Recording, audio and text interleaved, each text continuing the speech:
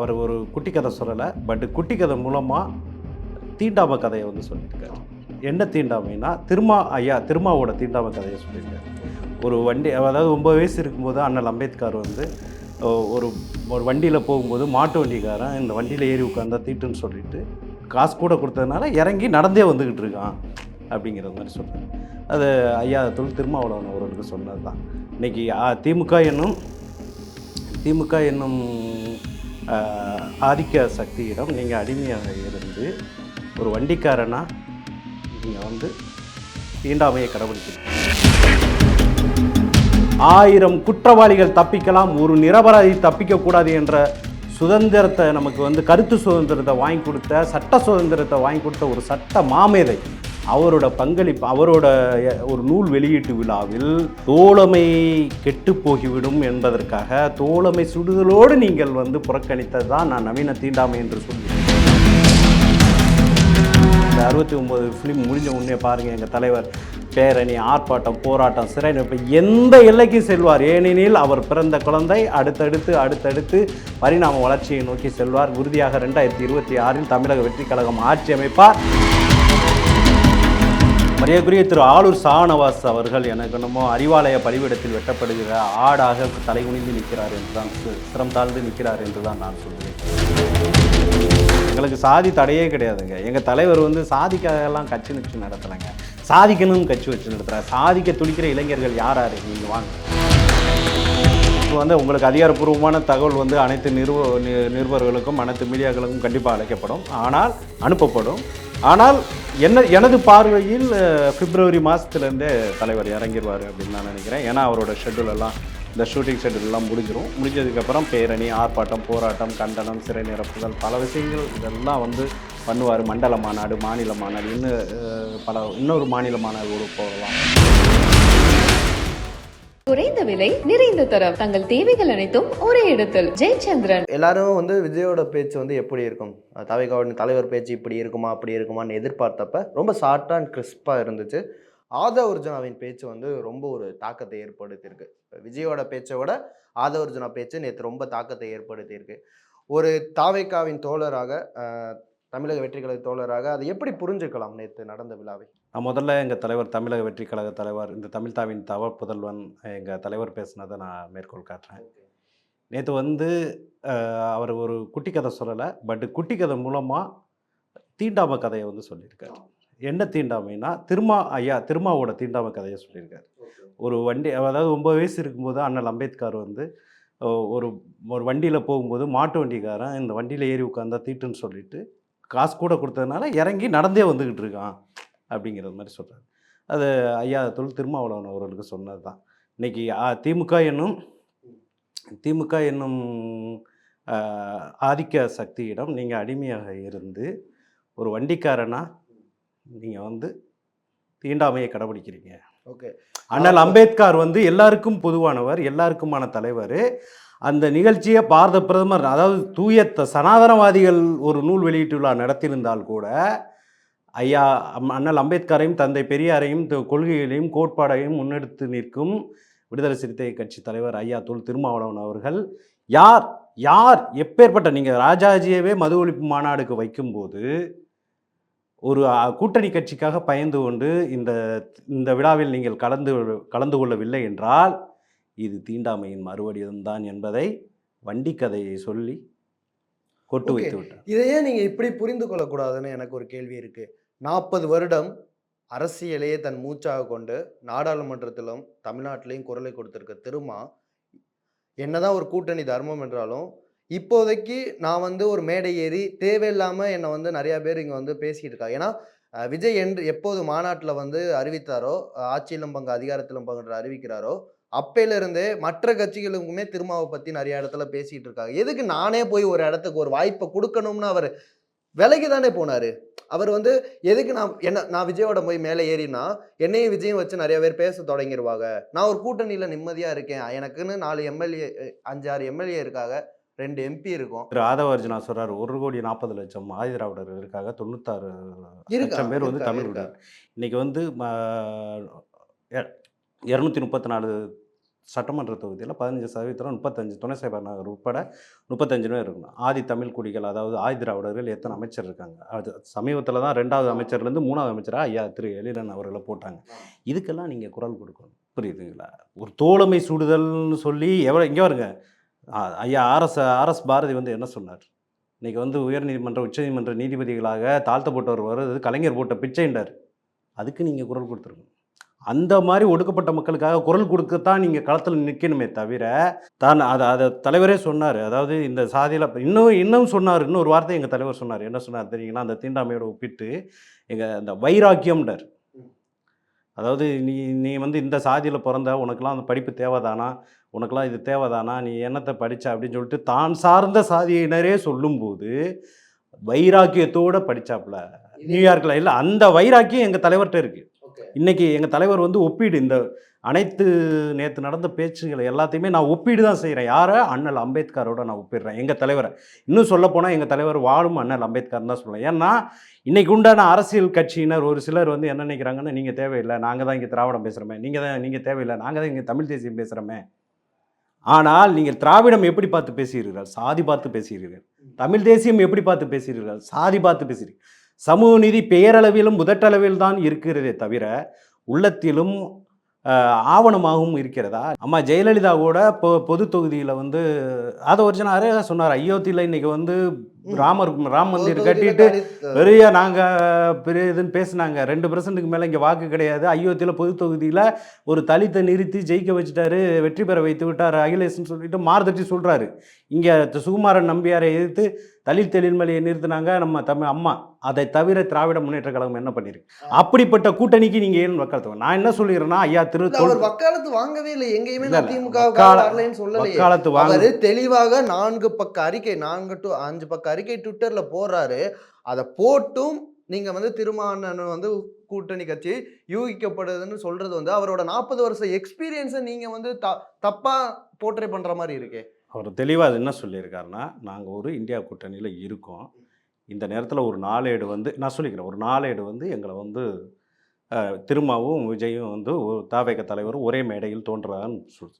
இதனால் கூட்டணிக்கு கலங்க வந்துடக்கூடாதுன்னு சொல்லிட்டு தான் நான் இந்த நிகழ்வில் புறக்கணிக்கிறேன். அதுபோக ஆதவ அர்ஜுனா வந்து அவர் வந்து தனியாக வாய்ஸ் ஆஃப் காமனுக்காகிற இதெல்லாம் இன்விடேஷனில் கூட விசிக துணை பொதுச் செயலரோட இல்லை. அதனால் அவரோட பேச்சு வந்து தனிப்பட்டது, அவர்கிட்ட விளக்கம் கேட்கப்படும், அது சக ஊழியர்களோடு இது பண்ணுறது. நான் வந்து இதை சொல்கிறேன்னா, இது ஐயா திருமாவளவன் கடைபிடிக்கிற நவீன தீண்டாமை நான் சொல்கிறேன். சனாதன சக்திகளுக்கும் ஆதிக்க சக்திகளுக்கும் உங்களுக்கு என்ன வித்தியாசம் இருக்குது? அண்ணல் அம்பேத்கர் எல்லாருக்குமான தலைவர். நான் சொல்கிறது இந்திய மக்களுக்கு, உலக மக்களுக்குமான தலைவர். ஒடுக்கப்பட்ட மக்களுக்குமா இல்லை, இன்றைக்கி பிற்படுத்தப்பட்ட எல்லா சமூக மக்களும் இன்றைக்கி இடஒதுக்கீடில் இந்த அளவுக்கு இந்தியா ஒரு கருத்து சுதந்திரமிக்க ஒரு நாடாக மாறுது. 1000 குற்றவாளிகள் தப்பிக்கலாம், ஒரு நிரபராதி தப்பிக்கக்கூடாது என்ற சுதந்திரத்தை நமக்கு வந்து கருத்து சுதந்திரத்தை வாங்கி கொடுத்த, சட்ட சுதந்திரத்தை வாங்கி கொடுத்த ஒரு சட்ட மாமேதை அவரோட பங்களிப்பு, அவரோட ஒரு நூல் வெளியீட்டு விழாவில் தோழமை கெட்டு போகிவிடும் என்பதற்காக தோழமை சுடுதலோடு நீங்கள் வந்து புறக்கணித்தது தான் நான் நவீன தீண்டாமை என்று சொல்கிறேன். இது ஒடுக்கப்பட்ட மக்களுக்கும் எல்லா பட்டியலின மக்களுக்கும் அனைத்தும் தெரியும்.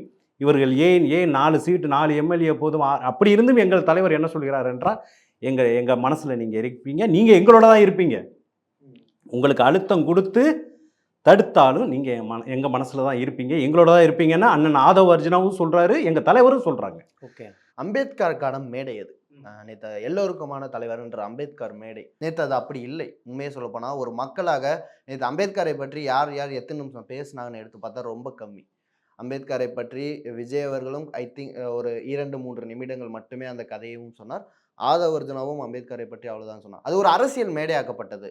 ஏன் அந்த அரசியல் மேடை? ஏன்னா அம்பேத்கர் எல்லோருக்குமான தலைவர் நீங்கள் சொல்லிட்டு அது அம்பேத்கரின் புகழ் பேசலை, அம்பேத்கரை பற்றி ஒரு மக்கள் ஏன் அம்பேத்கரை படிக்க வேண்டும் அந்த இது மாதிரி நிறையா பேசாமல் அங்கே போய் நீங்கள் திமுகவை திட்டுறது இல்லை ஒரு அரசியலாக கலாய்க்கிறது என்றது எப்படி பார்க்க? திமுகவை நாங்கள் திட்டலை, எங்கேயுமே ஃபோட்டோ ஷூட்டுன்றது திமுகவே இல்லை. இல்லை ஃபோட்டோ திமுகவை நான் திட்டல, நான் சொல்கிறேன்னா அம்பேத்கர்னாவே அரசியல் தான். ஓகே, அம்பேத்கர் நீங்க அரசியல் அம்பேத்கர் மேடையில அரசியலை பேசாம வேற எதை பேசுறது? ஏன் வந்து அங்க வந்து இல்ல, நான் ஏன் அம்பேத்கரை படிக்க வேண்டும் என்ற ஒரு இதை சொல்லல. எல்லாமே சொல்லியிருக்காங்க. ஆதவ அர்ஜுனா ஏன் நான் இந்த அம்பேத்கரை பத்தி ஆராய்ச்சியில் இறங்கினேன். தலைவர் விஜய் எங்க தலைவர் வந்து அவரை மேற்கோள் காட்டினார். எனக்கு வந்து 9 வயசுல நடந்தது. அதுக்கு பின்னாடி பாரிஸ்டர்ல போய் வந்து நியூயார்க்ல போய் படிச்சுட்டு வந்து அதுக்கு பின்னாடி வண்டி ஓட்டுறோம். அதுலயும் ஒரு கதை இருக்கு. எங்க தலைவர் வந்து இந்த தமிழகத்தை ஆளக்கூடிய தகுதி உள்ளவங்க யாரா இருந்தாலும் அரசியலுக்கு வரணும்னு வரும்போது புதியவர்கள்ட்ட வந்து நாங்க வந்து ஏத்துக்க முடியாது, போக முடியாது அப்படின்னு சொல்லிட்டு அந்த வண்டி ஓட்டுற தயங்குற அந்த வண்டி ஓட்ட தயங்குனன்னு சொல்ல கேரக்டரு ஐயா ஸ்டாலின், உதயநிதி ஸ்டாலின். புரியுதுங்களா? எல்லாத்துலேயுமே ஒரு தலைவர் ஒப்பீடோட. ஏன்னா அம்பேத்கரை நீங்கள் அரசியலையும் பிரிக்க முடியாது. அரசியல் அதிகாரம் உன்னிடத்தில் ஒடுக்கப்பட்ட மக்களிடத்திலும் பட்டியலின மக்களிடத்திலும் என்று வருதோ அன்று தான் நீ விமோசனம் அடைவாய் என்று அவருக்கு அண்ணல் அம்பேத்கர் அனுபவித்த கொடுமைகள் மூலமாக எழுதப்பட்டது. அதனால அரசியலை தவிர்த்து பேச முடியாது. மணிப்பூரில் நடந்த கலவரத்தை எடுத்து சொல்லணும். வேங்கவையில் சமூக நீதி நீங்கள் காக்குறீங்களா? சமூக நீதி அரசு, திராவிட மாடல் அரசுன்னு சொல்கிறீங்களா? 2 வருஷம் ஆச்சு. ஒரு குடிக்கிற தண்ணியில் மலம் கலந்துருக்காங்க. ஆதவ அர்ஜுனா அண்ணன் தெளிவாக சொன்னார். ஒரு கான்ஸ்டபிளும் ஒரு எஸ்ஐயும் போது அதை கண்டுபிடிக்க அங்கே உள்ள எம்எல்ஏவும் அமைச்சரும் தான் அப்போ தடுக்கிறாங்க அப்படின்னு. அதுதாங்க அம்பேத்கரிசம். ஒடுக்கப்பட்ட மக்களுக்கு எங்கள் தலைவருமே மணிப்பூர் பேசுனது என்ன? அம்பேத்கரிசம் தான். அம்பேத்கரை பற்றி தான். தலைவர் விஜய் எத்தனை தடவை ட்வீட் போட்டார், இல்லை மக்களுக்கு அந்த வேங்கவேல் மக்களுக்காக பேசினார் என்று சொல்ல முடியுமா? அதை தான் சொல்லியிருக்காரு. சம்பிரதாய அரசியலுங்கிறாரு. நான் ஆட்சிக்கு வந்தேன்னா என்னைட்ட அதிகாரம் வரட்டும். அடுத்த நொடி ஸ்காட்லாந்து போலீஸ் என்ன அதை விட திறமையானவங்க தமிழ்நாடு போலீஸ். அவங்க கைகள் யாரால் கட்டப்படுகிறது? ஆட்சி அதிகாரத்தால்.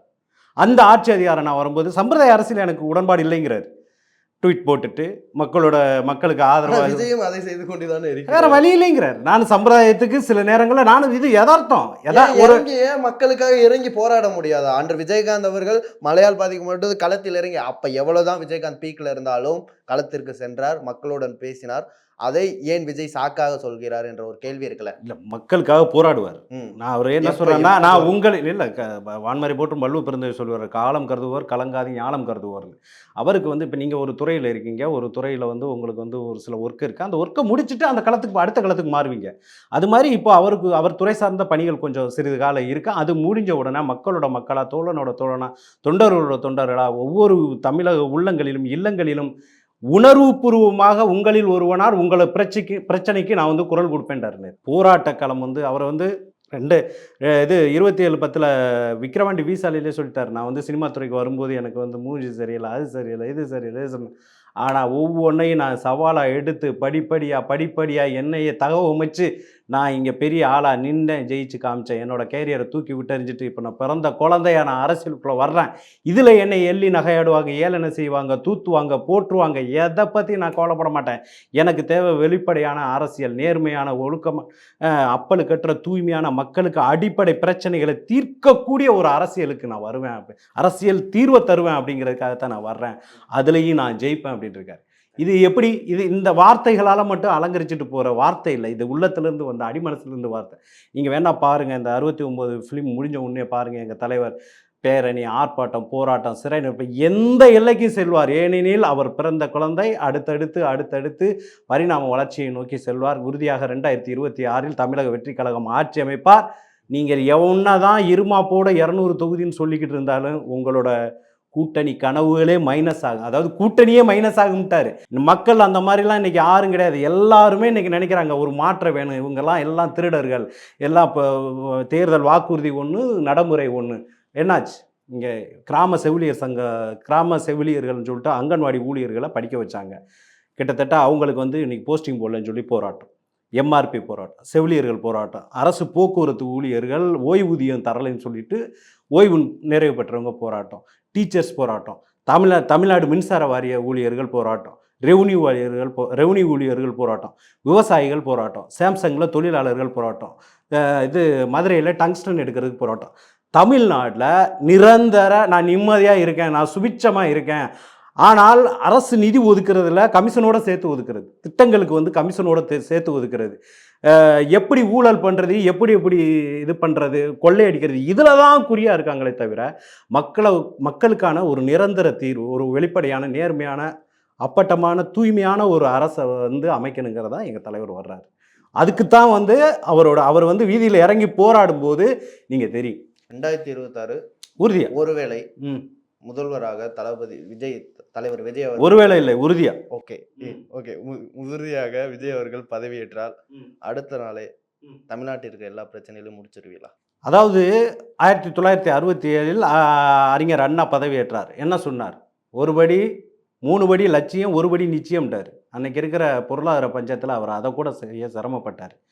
ஆனால் அதற்கு முன்பு இருந்த கர்ம வீரர் காமராஜர் முதல் பக்தவச்சலம் வரை அணைகள் நிரப்பி விவசாயிகளை சுபிட்சமாக வைத்ததை தொடர்ந்தார். அவ்வளவு ஏன் மன்மோகன் சிங் அவர்கள் பாரத பிரதமராக பதவியேற்ற பின்னாடி தான் இந்தியா வந்து டிஜிட்டலில் நல்ல பொருளாதார வளர்ச்சி கடுமையாக அடைந்தது. ஆனால் மன்மோகன் சிங் அந்த 10 வருடம் செய்து வைத்த அந்த கட்டமைப்பை, அந்த அமைப்பை பாரத பிரதமர் மோடி அவர்கள் நன்கு அதை இழுத்து கொண்டு வந்து இன்று ஒரு இந்தியாவை பாரங்கிலும் ஒரு தலைநிமிர செய்யக்கூடிய ஓரளவு ஒரு கட்டமைப்பு உள்ள இதாக மாற்றிருக்காங்க வெளியுறவுத்துறை மூலமாக. நான் அதை சொல்கிறேன். இதுபோல் 2026 எங்கள் தலைவர் முதல்வராக பதவி ஏற்ற உடனே நடக்க அதிசயமும் அற்புதம் நடக்க இது வந்து அலிபாபாவும் 40 திருடர்கள் கதை இல்லை. இது அரசு இயந்திரம் சரியாக செயல்பட வேண்டும். அரசு அதிகாரிகள் முதலில் எங்கள் தலைவர் அரசு அதிகாரிகளிடம் சாட்டை சுழட்டுவார். ஒரு அரசியல்வாதி 5 வருடத்துக்கு ஒரு முறை மாற்றப்படுவார். அரசியல் அமைச்சர் வந்து முதல்வர் நினைச்சால் மாற்றப்படலாம். ஆனால் அரசு அதிகாரிகள் தான் ஊதியம் வாங்கிறேன், அதற்கான ஊழியம் செய்கிறேன், நான் ஊழல் பெறமாட்டேன், கையூட்டு பெறமாட்டேன் என பெரும் ஒரு பாடம் எடுத்துக்கூட அரசு அதிகாரிகளிடம் சாட்டையை சுழற்றி மெல்ல மெல்ல நீர்வளத்துறை, நிலவளத்துறை, நீர்வளம், நிலவளம், கனிம வளம், மண்வளம், பால்வளம், மீன்வளம், இவ்வாறு அனைத்து துறைகளையும் படிப்படியாகத்தான் மாற்ற வேண்டுமே தவிர அதிசயமும் அற்புதம் நடக்க இது பாதாள பைரவி படமோ அலிபாபாவும் 40 திருடர்கள் திரைப்படமோ கிடையாதுங்கிறதான் என் கருத்து. ஓகே, நேற்று நடந்த ஒரு விவாத மேடையில் ஆலூர் ஷானவாஸ் கூத்தாடி என்று விஜய் வந்து கூத்தாடி எங்கள் தலைவரை வந்து அவமானப்படுத்தி விட்டார், அது மாதிரி ஒரு வார்த்தையை இது பண்ணியிருக்காரு. ஏன்னா அவர் வந்து ஒரு 40 வருட கால எங்கள் திருமாவளவன் தலைவர் 40 வருடம் அரசியல் பயணத்தில் இருக்கிறவர். ஏன் வந்து நீங்கள் அவரை கூப்பிட்டுக்கிட்டே இருக்கீங்க? எல்லா இடத்துலையும் அவரை பற்றி பேசி, ஏன்னா ஆட்சியிலும் பங்கு அதிகாரத்திலும் பங்கு முழக்கமிட்டது விசிகா, அதை நீங்கள் மாநாட்டில் பேசிவிட்டீர்கள். நேற்று அவர் வரவில்லை அப்படின்ற ஒரு 4 பக்க அறிக்கை போட்ட பிறகும் தலைவர் விஜய் அவர்கள் கடைசியில் திருமாவளவனை பற்றி பேசியிருக்காரு. இது எப்படின்னா நீங்கள் விசிகாவுக்கு இது விஜய் கூட வந்துருங்கன்னு கூப்பிட்ற மாதிரியே இருக்குன்னு அவர் ஒரு கோபத்தை இது பண்ணியிருக்காருல்ல, அது எப்படி? அதாவது அண்ணல் அம்பேத்கர் கருத்தை தான் ஆடுகள் பலிபிடங்களில் வெட்டப்படுபவை ஆடுகள் தானே தவிர சிங்கங்களோ சிறுத்தைகளோ அல்லன்றாரு அண்ணல் அம்பேத்கர் அவர். மரியாதைக்குரிய திரு ஆலூர் ஷானவாஸ் அவர்கள் எனக்கு என்னமோ அறிவாலய பலிபிடத்தில் வெட்டப்படுகிற ஆடாக தலைகுனிந்து நிற்கிறார் என்று தான், சிரம் தாழ்ந்து நிற்கிறார் என்று தான் நான் சொல்லுவேன். அண்ணன் ஐயா தொல் திருமாவளவன் சட்ட மாமேதை, ஒடுக்கப்பட்ட மக்களுக்காக தனது உரிமைக்காக தனது வாழ்க்கையை பாவித்த அண்ணல் அம்பேத்கரின் நூல் வெளியீட்டு விழாவில் யார் வெளியிட்டாலும் கலந்து கொள்ள வேண்டும் என்று தான் அறிவிக்க விட்டிருக்க வேண்டுமே தவிர இதுபோல கூறிய தவறு இருந்தாலும் ஐயா தொல் திருமாவளவன் அவர்களும் அண்ணன் ஆலூர் ஷானவாஸ், வன்னியரசு போன்றோர் சுட்டி காமிக்க வேண்டிய விஷயங்கள் உள்ளது. பல்லாவரம் எம்எல்ஏ கருணாநிதியின் மருமகள் தனது வீட்டில் நடந்த வேலை பார்த்த பணிப்பெண் சிறுமியை என்ன பாடுபடுத்தினார் என்பதை சொல்ல வேண்டும். மரியாதைக்குரிய டிஆர் பாலு அவர்கள் தயாநிதி மாறனுடன் என்ன தயா நாங்கள்லாம் தாழ்த்தப்பட்ட மக்களா என்று பத்திரிகையாளர் முன்புரையில் கேட்டதை அவர்கள் சொல்ல வேண்டும். அதிமுகவின் அமைப்பு செயலாளர்கள் ஐயா RS பாரதி அவர்கள் இன்று வந்து தாழ்த்தப்பட்டோர் உயர்நீதிமன்ற நீதிபதியாகவும் உச்சநீதிமன்ற நீதிபதியாகவும் ஆகுவதற்கெல்லாம் காரணம் கலைஞர் போட்ட பிச்சை தான் என்று சொன்னதை ஞாபகப்படுத்த வேண்டும். இதில் எல்லாம் சமரச பாயாசம் காய்ச்சும் வன்னியரசு ஒரு புதிய திசையாக, புதிய விசையாக 200 கோடி ரூபாய் சம்பளம் வாங்கும் ஒரு நபர், ஒரு தலைவர், தமிழக வெற்றி கழக தலைவர், அதையெல்லாம் தூக்கி தூர போட்டுவிட்டு இந்த சொசைட்டி, இங்கே சிஸ்டம் வந்து வீணாக போய் கிடக்கு, இங்கே வந்து அரசியலில் மாற்றம்னு நினைக்கிற இளைஞர்களுக்கு வாய்ப்பு இல்லாமல் தடைக்கல்லாக இருக்கிற எல்லாம் தூக்கி போட்டு நம்ம ஒரு புதிய அரசியல் சிஸ்டத்தை உருவாக்கி மக்கள்கிட்ட நேர்மைனா என்ன, வெளிப்படைனா என்ன, ஆட்சி நிர்வாகம்னா என்னங்கிறத இங்கே இப்போ இருக்கிற ஆளுங்கட்சிக்காரங்களுக்கும் இனி வர்ற சந்ததியினருக்கும் காமிக்கணுங்கிறதுக்காக வர்ற இவரை சொல்கிற தகுதி ஆலூர் ஷானவாஸுக்கோ வன்னியரசுக்கோ கிடையாது. ஆனால் ஐயா தொல் திருமாவளவனோட மனசு எங்கள்கிட்ட தான் இருக்கும். அவர் வந்து அதே சமயத்தில் இந்த நான் விஷயத்தை ஏன் சொல்கிறேன்னா, ஒரு கட்சி நிர்வாகியோட தொடர்பில் இருக்கிற எங்கள் அண்ணன் ஆதவ் அர்ஜுன் வந்து பேசும்போது என்ன சொல்கிறாருன்னா, கால சூழ்நிலைன்னு இருமுறை சொல்கிறாரு. 2026 ஜனவரி வாக்கில் இதே ஐயா தொல் திருமாவளவன் அவர்கள் கூட எங்களிடத்தில் வரலாம், பேசலாம். அடுத்த ஆண்டு நடைபெறக்கூடிய அண்ணல் அம்பேத்கரின் நூல் வெளியீட்டு விழாவில் கூட பங்கு பெறலாம். அதைத்தான் சொல்லியிருப்பார் கால சூழ்நிலை. தமிழ்நாட்டோட கட்டமைக்கப்பட்ட இதுவே சமூக நீதியை வச்சு தான் ஜாதி அடிப்படையில் தான் கட்டமைக்கப்பட்டிருக்குன்றதும் ஒரு ஸ்ட்ராங்கானதாக இருக்குது. தமிழ்நாட்டில் நீங்கள் இந்த தொகுதியில் இந்த ஜாதியினரை நிற்க வைத்தால் வெற்றி பெற முடியுன்றது தமிழ்நாட்டில் இதுவரை ஒரு கட்டமைக்கப்பட்டது, யாராலும் மறுக்கவே முடியாது. அதை உருவாக்குனது யார்? உருவாக்குனது அதை உருவாக்குனதான் திராவிட கட்சிகளோட உருவாக்குனதை பற்றி பேசவே இல்லை. இப்போது புதிதாக 2026 களமிறங்கும் தாவேகாவினர் அந்த சமூக நீதி அடிப்படை ஜாதி அடிப்படை இல்லாமல் ஒரு பொது நபரை எல்லா தொகுதியிலும் நிப்பாட்டுவீர்கள் என்ற ஒரு இது சொல்ல முடியுமா? ஓப்பன் இதெல்லாம் தேர்தல் பணிக்குழு, தேர்தல் குழு, வேட்பாளர் தேர்தல். நான் சொல்லிடுறேன்னா, ஒரு ஒரு ஒரு சமூக நீதியில ஒரு சாதிங்கிறது வந்து ஒரு பிரதிநிதித்துவத்துக்கு தான் ஒதுக்கப்படுமே தவிர அதுவே முதல் தகுதியாக இருக்கக்கூடாது. அவர் அப்பலுக்கு ஓட்டுறவராக இருக்கணும், வெளிப்படைத்தன்மை உள்ளவராக இருக்கணும், நேர்மையாளராக இருக்கணும். இது எல்லா குவாலிட்டி இருந்து அவருக்கு சாதி சமூக நீதியின் பால் வேணா இடஒதுக்கீடு கொடுப்பாங்களே தவிர மற்றபடி நீங்கள் சொல்கிறதுக்கு விரைவில் இதை எதிர்பார்க்கலாமா? நேற்று ஆதவர்ஜனா சொன்ன மாதிரி ஒரு பொது தொகுதியில் ஒரு தலித் மக்களை நிறுத்தி வெற்றி பெற விஜயோட கட்சியில் அதை எதிர்பார்க்கலாமா? ஏன் அதெல்லாம் பார்க்கலாமா? எங்களுக்கு சாதி தடையே கிடையாதுங்க. எங்கள் தலைவர் சாதிக்கெல்லாம் கட்சி வச்சு நடத்தலைங்க, சாதிக்கணும்னு கட்சி வச்சு நடத்துகிறார். சாதிக்க துடிக்கிற இளைஞர்கள் யார் நீங்கள் வாங்க, நீங்கள் உங்களுக்கு நம்ம ஒரு புதிய திசையாக, புதிய விசையாக, ஒரு பெரிய படையாக நம்ம தமிழகத்தை வளர்ச்சி பாதைக்கு நோக்கி அழைச்சி சொல்லுவோம் அப்படிங்கிறது மாதிரி தான் கொண்டு வரோம். நேற்று ஆதவர்ஜனா கூறும்போதே ஸ்பாட்டுக்கு வாங்க விஜய், ஃபீல்டுக்கு வாங்கன்ற ஒரு வார்த்தையை குறிப்பிட்டிருந்தார். எப்போ ஃபீல்டுக்கு வரத்தான் போறாரு? அதாவது நான் திரும்ப எதிர்பார்க்கலாம் மக்கள் மத்தியில் ஒரு எப்போ எதிர்பார்க்கலாம்? என்னோட எனக்கு உங்களுக்கு அதிகாரப்பூர்வமான தகவல் அனைத்து நிருபர்களுக்கும் அனைத்து மீடியாக்களுக்கும் கண்டிப்பாக அழைக்கப்படும், ஆனால் அனுப்பப்படும். ஆனால் எனது பார்வையில் பிப்ரவரி மாதத்துலேருந்தே தலைவர் இறங்கிடுவார் அப்படின்னு நான் நினைக்கிறேன். ஏன்னா அவரோட ஷெட்யூலெல்லாம், இந்த ஷூட்டிங் ஷெட்யூலெல்லாம் முடிஞ்சதுக்கப்புறம் பேரணி, ஆர்ப்பாட்டம், போராட்டம், கண்டனம், சிறை நிரப்புதல், பல விஷயங்கள் இதெல்லாம் பண்ணுவார். மண்டல மாநாடு, மாநில மாநாடு, இன்னொரு மாநில மாநாடு போடலாம், மண்டல மாநாடு போடலாம். மக்களின் பிரச்சனைகளை இந்த ஒன்றிய அரசுக்கும் ஆளும் திமுக அரசுக்கும் அறைகோல் விடுக்கலாம், சுட்டி காட்டலாம், போராட்டம் நடத்தலாம். பெரிதும் எதிர்பார்த்து கொண்டிருக்கின்ற மக்களோட விஜய் எப்போதும் மீடியாவை பிரஸ்களை சந்திப்பார், ப்ரெஸ் மீட் அட்டன் பண்ணுவான்ற கொஸ்டின் நாளுக்கும் நாளும் அதிகரித்து கொண்டே இருக்குது. ஒவ்வொரு சிறப்பு விழாவுக்கு போகும்போதும் இன்னைக்கு ப்ரெஸ் மீட் வைப்பாரா அப்படின்ற ஒரு கேள்வி மக்களிடையே வந்துகிட்டு இருக்கிறது. அது எல்லாருக்கும் எதிர்பார்ப்போடு இருக்குது. என்னைக்கு மீடியாவை சந்திக்க போகிறார் விஜய்? அதாவது தலைவர் காலம் ப்ரெஸ் மீட்டை சந்திக்கிறது தலைவருக்குன்னு ஒரு அரசியல் புரிதலோட, ஒரு அரசியல் தெளிவோடு அவர் வர்றாரு. தலைவர் அவசியம் ப்ரெஸ் மீட்டை சந்திப்பார். அந்த ப்ரெஸ் மீட்டை சந்திக்கிறதுனால தீர்வு கிடைக்கிறது மாதிரி இருந்தால் ப்ரெஸ் மீட்டை சந்திக்கலாம். ப்ரெஸ் மீட்டை சந்திக்கிறதுனால ப்ரெஸ்ஸுகளுக்கு தீனி தான் கிடைக்கிறது மாதிரி இருந்தால் ப்ரெஸ் மீட்டை சந்திக்க வேண்டிய அவசியம் இல்லை, இப்போதைக்கு இல்லை. ஆனால் இருந்தாலும் வான்மறை போட்டும் பல்லு பிறந்து சொல்கிறது மாதிரி காலம் கருதுபவர் கலங்காது ஞானம் கருதுபவர் சொல்கிறதுனால ப்ரெஸ்ஸை சந்திக்க வேண்டிய நேரத்தில் சந்திப்பார். இன்னும் நீங்கள் சொல்லப்போனால் ஆட்சிக்கு வந்த புதுசில் 2011 ஆட்சிக்கு வந்தபோது இதில் அம்மா ஜெயலலிதா அவர்கள் ஆண்டுக்கு 2 முறை நான் உங்களை சந்திக்கிறேன் என்றார். வருஷம் மட்டும்தான் சந்திச்சார். அதுலேயும் ஒரு நிருபர் கேட்ட கேள்விக்கு கோவப்பட்டதாகவும் ஒரு தகவல் வந்துச்சு, செய்வழி தகவல். இல்லை நான் சொல்லிக்கிறேன். அதே மாதிரி அதுக்கு பின்னாடி அவங்க சந்திக்கிறதே விட்டுட்டார். இன்றைக்கி உள்ள முதலமைச்சர் எப்போ சில நேரங்களில் சந்திக்கிறாரு, ஏதோ தனக்கு தோன்றதை பேசுகிறார். அதே மாதிரி பாரத பிரதமர் மோடி அவர்கள் கிட்டத்தட்ட 15 வருடம், இப்போ 3வது முறையாக வர்றாரு. அவரெல்லாம் பத்திரிகையாளரா அப்படின்னா என்னங்கிறது கேட்குறது மாதிரி ஒரு சூழ்நிலை இருக்குது. பத்திரிகையாளர்களை சந்திப்பதால் இங்கு தமிழக மக்களுக்கு ஒரு தீர்வு கிடைக்கிறது என்றால் உறுதியாக எங்களை தலைவர் சந்திப்பார். பத்திரிகையை பார்த்து அஞ்சியோ நடுங்கியோ இதெல்லாம் ஒன்றும் இல்லை. ஏனெனில் அவர் 2027-10 எங்கள் தலைவர் மேடையிலே சொல்லிட்டார், நான் எல்லாத்தையும் பார்த்துட்டு தான் நான் வந்திருக்கேன், நான் எல்லாத்துக்கும் தயாராக தான் இருக்கேன் அப்படிங்கிறாரு. அதனால் நீங்கள் கொஸ்டினை எந்த அளவுக்கு மாற்றி போட்டு கேட்டாலும் தலைவர் கில்லி மாதிரி பதில் சொல்லுவாரே தவிர வேற அதுக்காகலாம் அஞ்சு விடுங்கள்ல. கண்டிப்பாக உங்கள் ஆசை நிறைவேறும். குறைந்த விலை, நிறைந்த தரம், தங்கள் தேவைகள் அனைத்தும் ஒரே இடத்தில். ஜெயச்சந்திரன்.